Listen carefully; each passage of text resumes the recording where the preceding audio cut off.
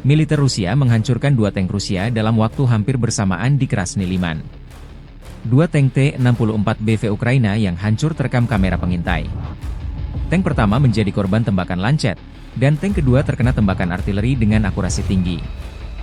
Unit-unit grup pasukan Sens Angkatan Bersenjata Rusia terus maju ke kedalaman pertahanan Ukraina dan menimbulkan kerugian pada personel dan perangkat keras Brigade Mekanis ke-67, ke-100, Brigade Infanteri ke-142, ke-144, ke-152, Brigade Serangan Udara ke-95, Brigade Artileri ke-55, Resimen Serangan Udara ke-78 AFU, Brigade Pertahanan Teritorial ke-109, ke-118, ke-119, dan Brigade Garda Nasional ke-14 di dekat Dzerzhinsk, Nelepovka, Rozovka, Krasnoarmeysk, Dimitrov, Grodovka, Ukrainsk, Gornyak, dan Kurachovka, Republik Rakyat Donetsk.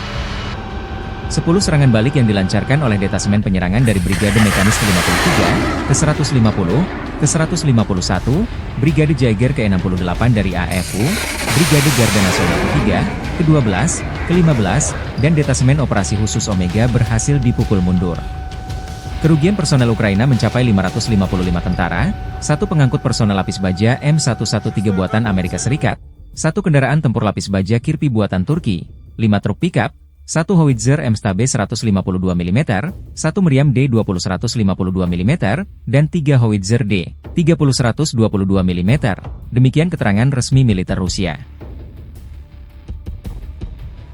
Download Tribun X sekarang, menghadirkan lokal menjadi Indonesia.